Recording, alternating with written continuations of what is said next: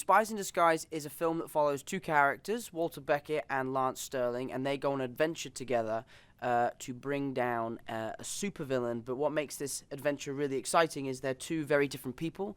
They're polar opposites. One's a super spy and one's a super nerd.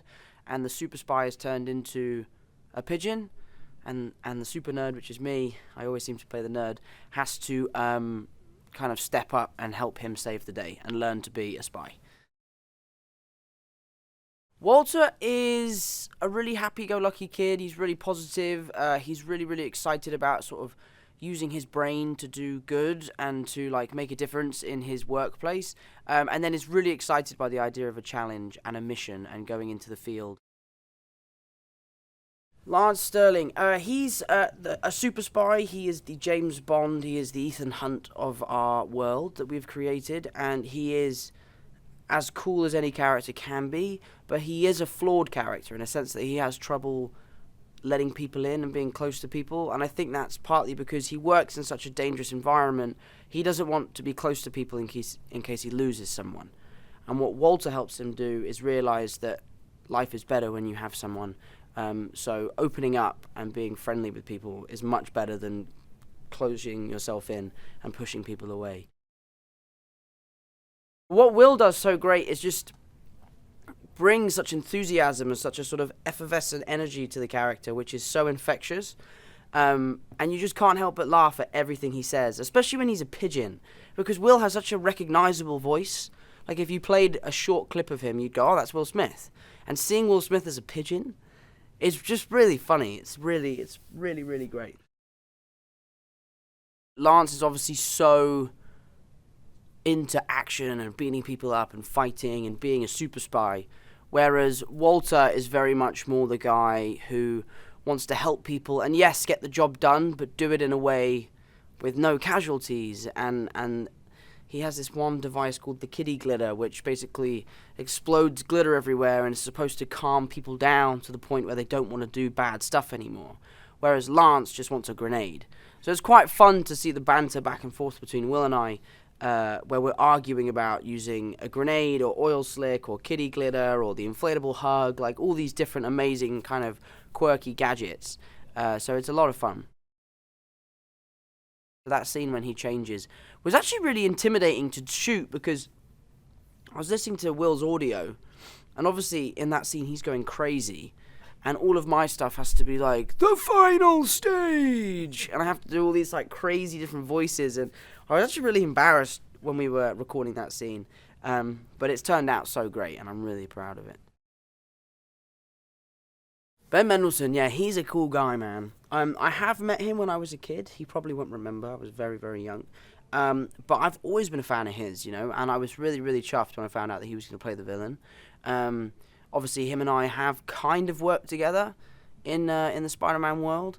But yeah, no, I just think he brought a really, really menacing quality to our villain, and definitely raised the stakes for our two heroes. The hardest thing I find in acting is laughing. Like, I can cry all day. If you ask me to cry, fine, I'll cry all day. But ask me to, like, have a hysterical laughing fit, I just can't do it. And in this film, there was loads of moments where they wanted me to laugh, and what we ended up doing is I just actually found something really funny, laughed my ass off for, like, 2 minutes, and they were like, everyone was like, shh, shh, shh, and then they just use that all the time whenever Walter's laughing. I really like the scene in the lift where I try and convince him to listen about my idea for the biodynamic concealment. I think that's a really funny scene because it's just a really poor kid, like really trying to make a difference and really like looking up to his hero, and his hero shoots him down. And what's so nice about that scene is it's such a full circle moment when they become best buds and a teammate. So it's a nice sort of tee off to start the relationship.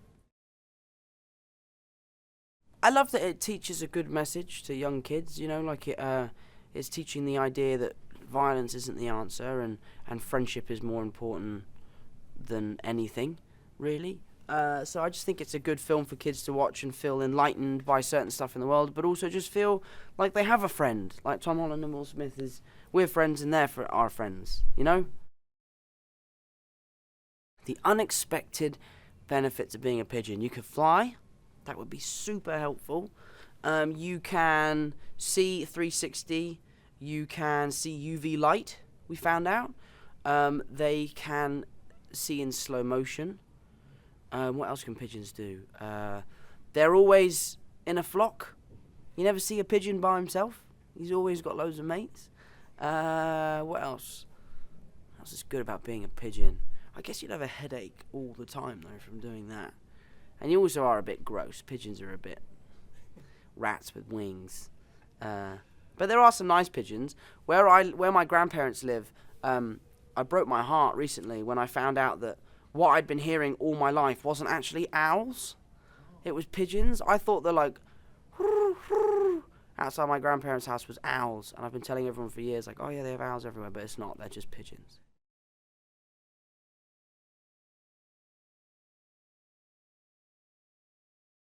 So my character, Eyes, is a specialist in, get ready for it, oh god, I'm nervous, spectral analysis and quantum optical thermography.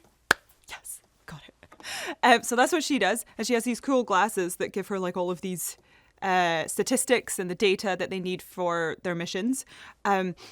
And she works for an agent called Marcy, who's at the same firm as Lance. And Eyes works with her partner Ears, played by DJ Khaled. And between them, they have all of the audibles and the visuals covered. I don't think that I'm quite as smart as Eyes in terms of the quantum optical thermography that I can barely even say. However, we do share a lot of traits. Pretty nerdy, very enthusiastic about almost anything that we're doing. But she's way more sciencey than I am. I wish I could be that good at science. Yeah, there is a slightly different approach because you're only acting with one sort of element of, I mean, usually you have more than one element to convey emotion when you're acting because, you know, your voice might not sound a certain way, but a look in your eye tells the audience a lot about what you're feeling. But in this instance, I only had my voice, and so I really had to sort of channel everything through that, emotion-wise. And it was a really cool experience, actually. It felt like I could really just let loose and really go for it and have a lot of fun, and it felt very freeing. Walter's such a cute little character. Oh, you meet him at the beginning of the movie and you learn exactly who this kid is. He's just a good-hearted, brilliant, intelligent, weird kid, and he has so much enthusiasm and he's bursting with ideas, and it's kind of beautiful. And then he gets embraced by Lance in the movie, and then they kind of form this team, and all of his inventions come to play in such a brilliant way in the movie. And it's pretty hilarious because he's just this good-hearted kid with all of these brilliant ideas, and it all kind of comes together and culminates in this big final battle sequence. I love this Lance character. He's so smooth, he is really charming and funny, but he flies solo, and it's really nice to see him go on this journey of realizing that he does need a team behind him and it will make things better for him. And Will Smith playing this character is just absolutely perfect. He is so funny. He makes this character that kind of, you know, could be a little dislikable because he's so kind of aloof and egotistical at points, but he just kind of really grounds him and makes him so likable because, of course, it's Will Smith. And yeah, I think he does a really wonderful job. He hits all of the comedy beats, but then at the same time delivers on the emotional stuff too. Couldn't have had a better guy doing it, really. Ben Mendohlson scared me. His voice absolutely terrified me. It was so gravelly and not American. Yeah, it was really cool to hear that Australian accent in there as well. You don't hear that so often in animated movies.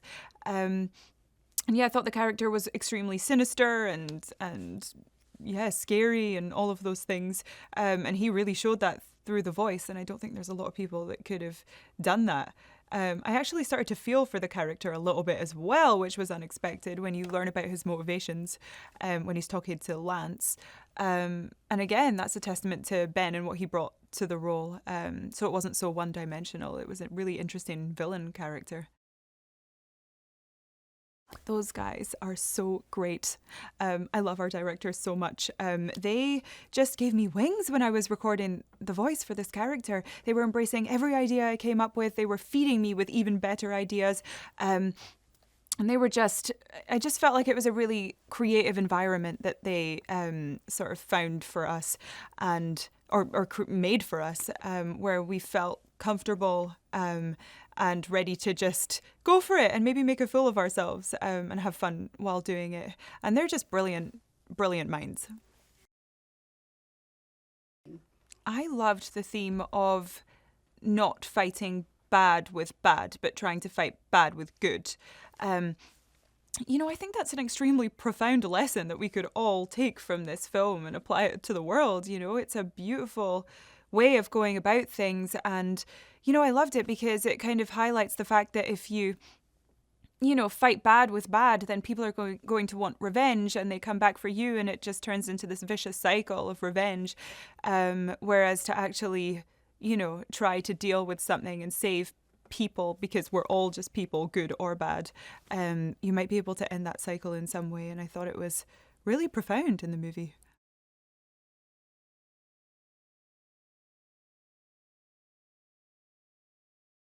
Gillan is the other end of the sexy spectrum, of like good guys, bad guys. Gillan is a supervillain, right? He's a guy that can and will take down enormous sort of body counts and damage and this and that, and I will take that diamond, or I will take that thing, or I will do, so that now the power balance has changed now because I've come and got this very nasty weapon and I've brought it over to you, leader of a questionable state, So these are the old paradigms of what good guys and bad guys look like. James Bond type spy, he's out there, he's doing it, he's taking down the bad guys, he's got all this fancy gadgetry, he does it and he makes it look good, He's a sexy guy, you know what I mean? Like he can do it all, boom, boom, boom, boom, boom, gets back in the morning, knows the right, lotion to put on his skin, like the whole deal. Bam! That's the guy you want to be like. He works at what he believes in. He works hard at what he believes in. He doesn't come up with the right solutions always, in time. But he keeps going, and he gets there. And his impact in this story and in the world is a beautiful thing. They've brought their best minds to it. They've brought their best thinking, their best instincts, and their kindest hearts about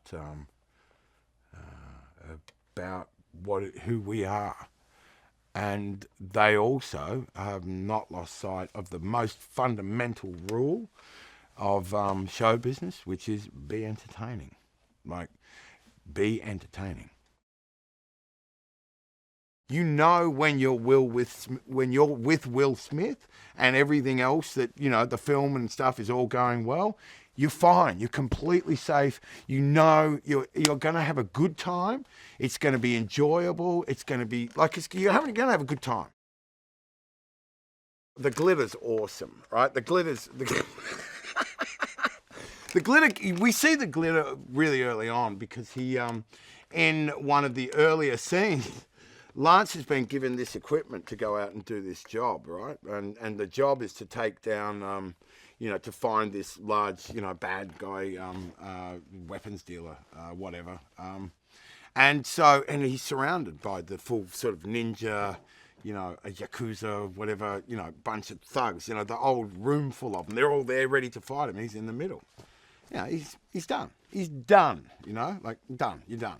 And he goes, pshoo, he shoots off this thing, and all of a sudden, there's this glitter of these pussycats, going, meow, and it's sort of like this very, it's like a screensaver or something like that of a very, Japanese or Korean, bright, saturated colours of little sweet pussycats, and everyone stops, and they look up, and they're all like, ah, and, Lance is like, well, it worked, and he's out.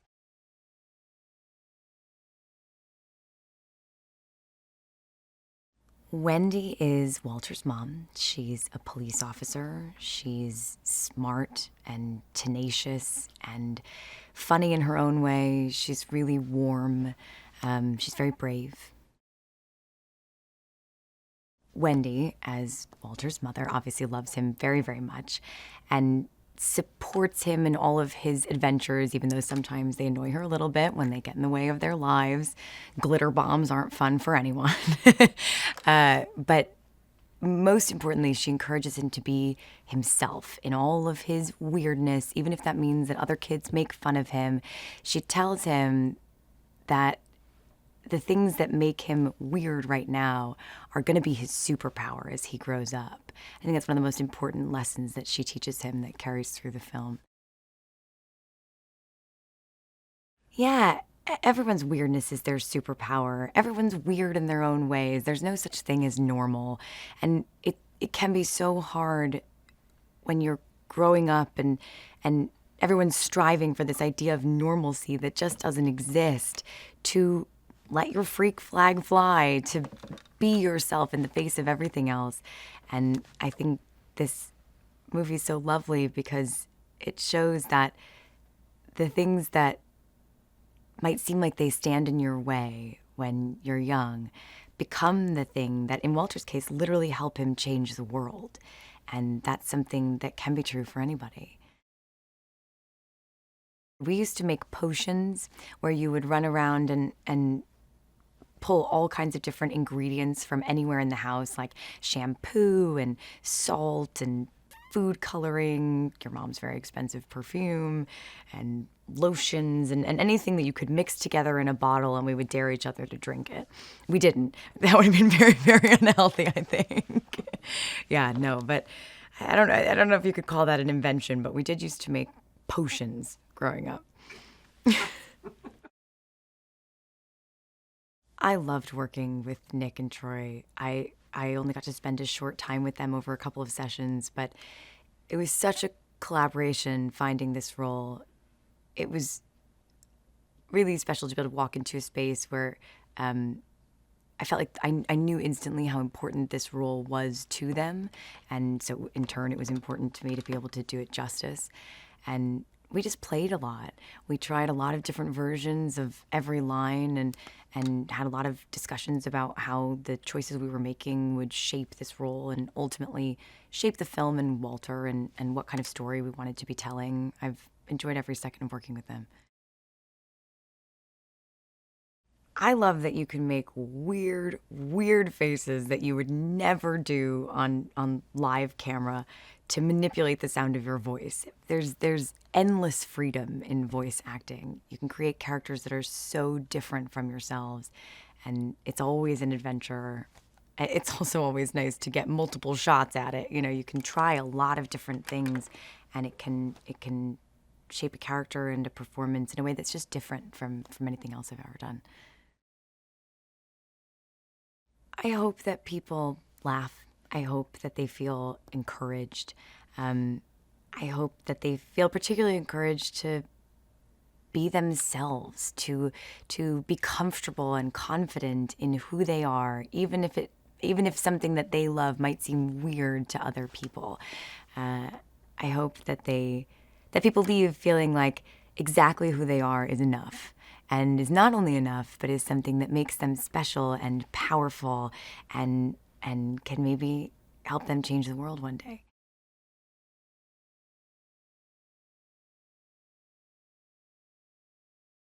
So Kimura is kind of the villain, right? We definitely see there's a history between him and Lance Sterling, and he's a brilliant hacker. He kind of gets anything you want from the dark web, and he tends to help a lot of the bad guys, so that's where he's always at odds with Lance. Personality-wise, he is a big teddy bear at times. When you get to in the film, you'll see like a truth serum, and you see him become really kid-like. And I think that's what's great about him in terms of like as a technology expert. He's a big tech geek, and he understands everything about technology, and that curiosity brings that childlike wonder within him. So I think there's a fun juxtaposition of him being super imposing, but actually a real soft teddy bear inside. I mean, Katsu and Lance, they have a history together, so they're kind of like rivals. And I think Lance has been winning a lot of them, but Katsu has always been able to get away. So he's not surprised when Lance finds out what's happening at Katsu's place, and Katsu was probably expecting it, so he didn't hesitate to go after Lance, and there's a huge battle. So Walter is played by Tom Holland, and Walter is kind of the gadget builder. He's a brilliant mind and a very eclectic mind within the agencies, and he builds the gadgets for the agency use on the field. And he's always kind of like what everyone calls him the weird one, because he thinks outside the box. And at first you think it's not useful, like turning things into kittens or making glitter and stuff. It's like, whoa, how can you use this? But he's always about thinking outside the box and just had this dream of saving the world through love. Something that his single mother taught him when he was young. So he's just a dreamer and had big dreams that nobody else can think of. Nick and Troy have been amazing. They've been great collaborators and so much fun. We were able to improvise a lot of stuff, especially when things weren't locked down. We would throw things out and try things, and they were like, oh, try this. And I would pitch stuff, oh, I love that, let's try this. And it was just so much fun working with them. Now, the first time I saw Kimura, I thought it was amazing. Because you don't think about what it is or how they're going to act and what it's going to look like until, because you only provide the voice. But when you actually see it in motion, in animated motion, it's just breathtaking and awe-inspiring. There's so much you could take away from this film. I mean, just even from Walter's backstory with his mother and what happened, and the fact that she trusted in him, and he never ceased to being who he is. He was proud of being an individual, and to see that get paid off later on. I think that's wonderful when he gets to lead, the new division and stuff. So I think it's about, for me, it's hard to just summarize into one thing, but maybe it's just about, believe in yourself and don't be afraid to be who you are.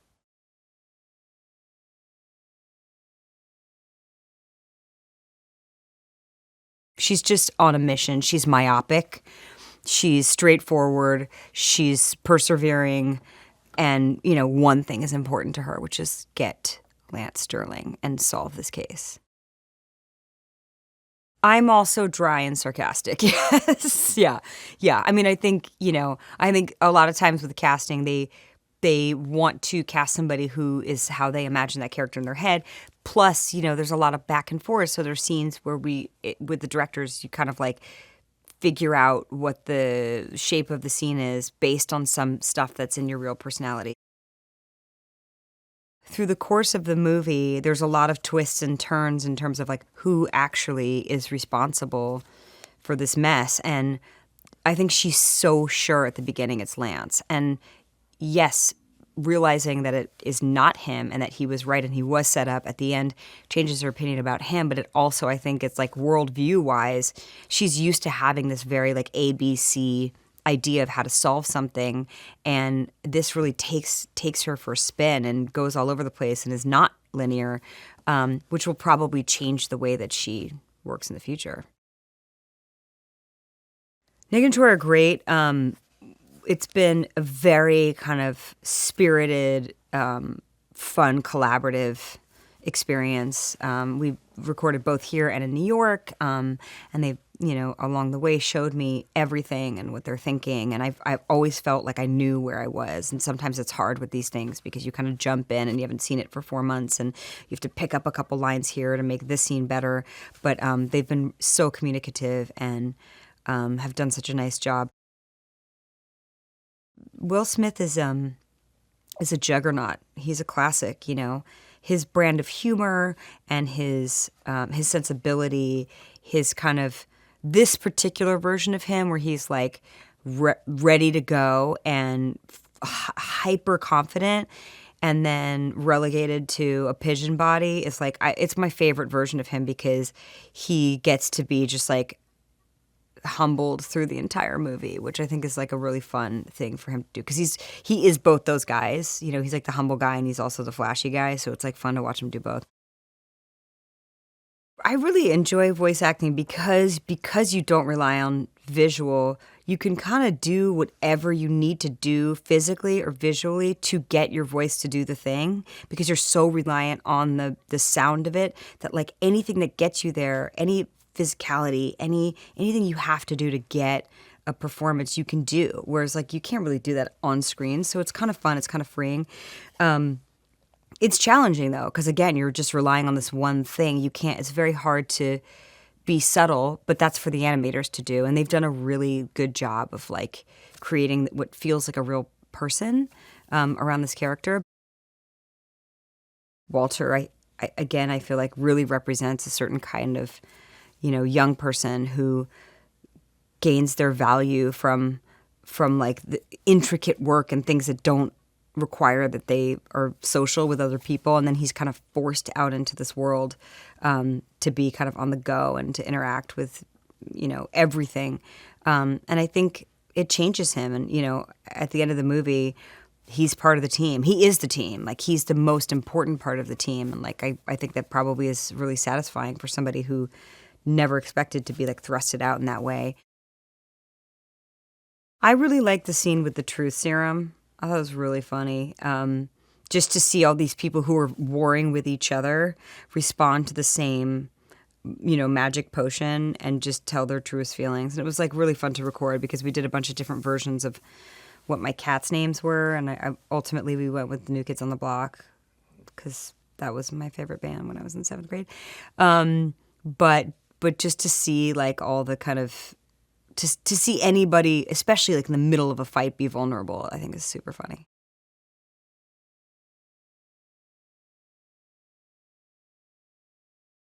I like to say Joy's the boss and kind of has a crush on the leading man.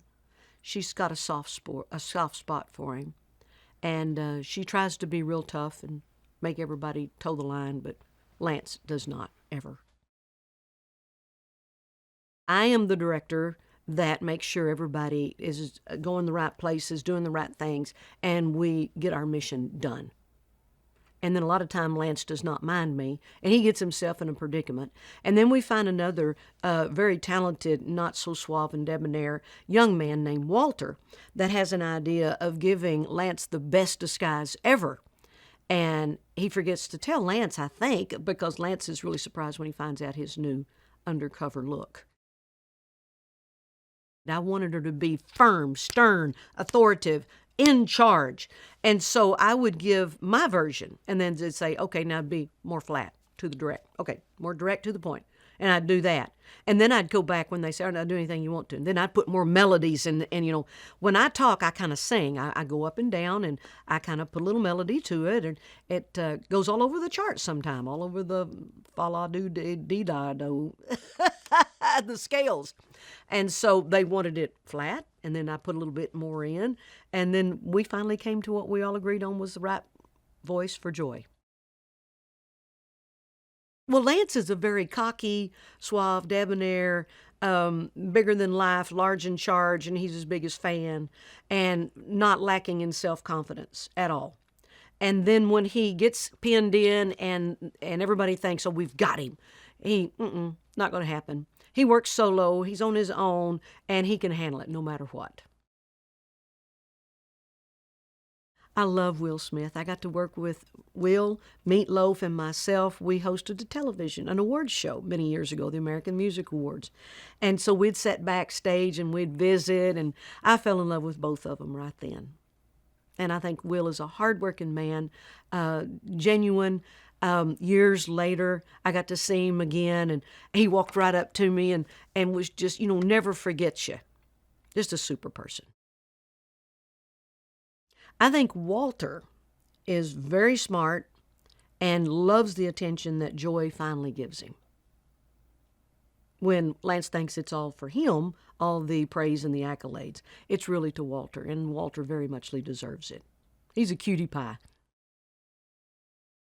She's tough, and to have a name like Joy, you would think she'd be bubbly and animated, and not at all. She's very deadpan. Not much melody in her voice. So Joyless fits her really well.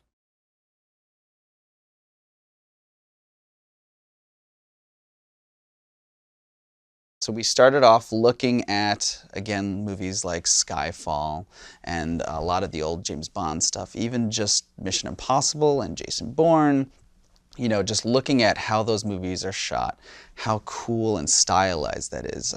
We referred to it as the swagger of those movies. Because from there, all we wanted to do is replace their heroes with a pigeon. And we felt like the more grounded and cool that stuff looked, the more ridiculous it felt when there was a pigeon there. We didn't want to make this a spoof. We wanted to make this a legitimate spy movie, just at the hands of a crazy gadget person who transformed their spy into a pigeon. Yeah. I think the first place we started is because this is what will be, I think, a lot of kids' first spy movies. I think we wanted to first honor the tropes, right? So we know we got to go to all these international locales. We know we got to have big action. We know there's got to be sexy cinematography and lighting. But at the same time, it's an animated movie about two people, unlikely characters coming together. So we knew there'd be comedy and tension and conflict. That would be a lot of fun.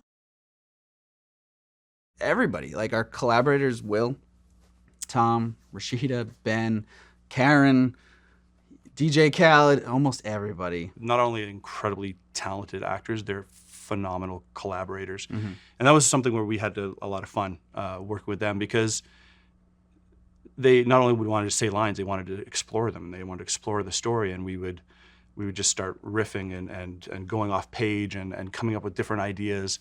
So they were really game for that. And in animation, like you brought up at the beginning, everything has to be planned. You don't get anything for free. That's the one place where you could find a lot of spontaneity, is working with the actors and coming up with stuff you didn't expect to find. We set out in the very beginning to have fun and to communicate and work well with each other. And I think that fun and that collaboration has spread into the entire team, and you can feel it in the movie. We really believe if you're having fun making the movie, you'll feel that, the audience will feel that when they're watching the movie. And I'm very proud of that. And I'm proud of you. Thank you. Thank you. We love each other. Tom has a charisma and an earnestness about him that even when we were trying to cast, like we were going through names and names and names. Like who's the right person? No, this isn't the right person. This is too much. This guy's a bit too much of a clown. This guy's too straight-laced. And trying to find that balance was really tough. And it was really Tom. We sort of saw him in a trailer and we're like, oh my God, that's the guy. And so please, sincere. Yeah, and we were just like, please say yes. And he did. There's no other way to say it than when we first started and we said, we got to make the coolest action hero. We went back and said, who was ours? And it was Will Smith. And, you know, we started building the character. We started, you know, both personality, the way the character looked and everything about him. And then we're like, how are we going to get him? Like, because he's Will Smith, right? But we were very lucky to first even get a meeting with him, and pitching the movie and pitching our hearts out. He was into it, and he really wanted to do it. And it was a dream come true to meet your hero and know how much your hero really cares about stories and storytelling and making the movie as best as it can. And he was a collaborator the whole way through. Even Ben as a person is a intimidating guy to be in a sound booth with. But outside of the sound booth, he's the most genuine, nice, like... Oh, he's amazing. He's such an amazing person, but then you get in that booth and he turns those lights down and you're just like, oh, I should have stepped into this booth.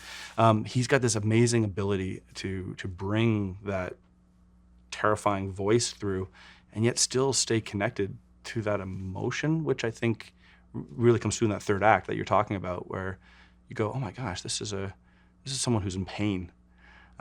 And that's, again, we when it comes to casting, we lucked out with an amazing cast who we threw some complex performance choices at, and they were amazing. We had a lot of fun with DJ Khaled. DJ Khaled, love him. Yeah, it's great. Man, he is, you see why he's where he is. He's a mogul for a reason. The guy works hard, and he was so game to do whatever we asked him to do, and we really appreciate that.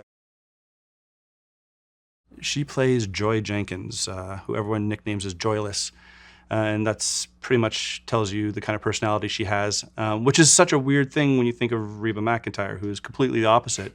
In fact, when we pitched her, we said, okay, her nickname's Joyless, which tells you kind of where you have to come in on this movie, and she was so excited about that.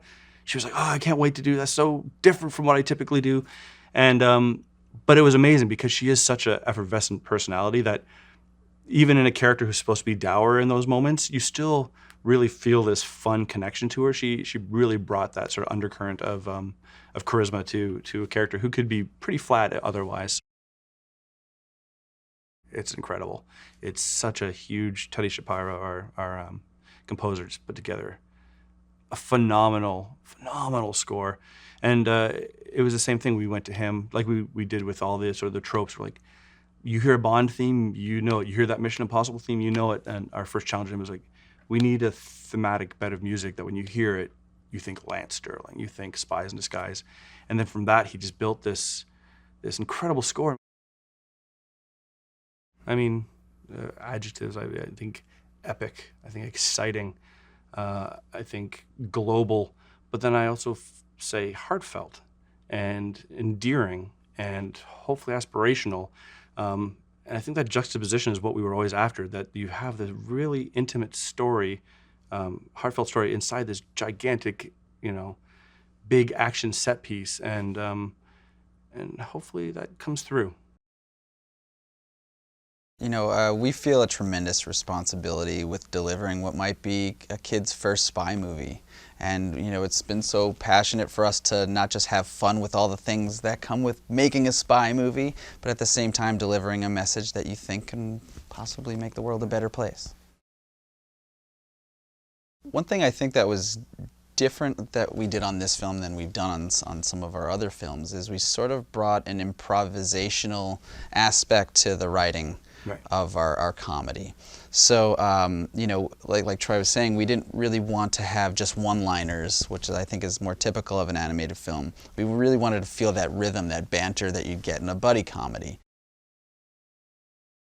One amazing point in the filmmaking process is sometimes these characters come to life in a way that you don't expect. And as we defined Walter and as we defined our theme and stuff, at one point we had written a line, and it's not really in the movie the same way, but Walter was like, talking to Lance Sterling, and he's like, you say you're the good guy, right? But what do your actions say, right? And it was such a defining sort of moment, and it really helped us see who the villain was, who the hero is.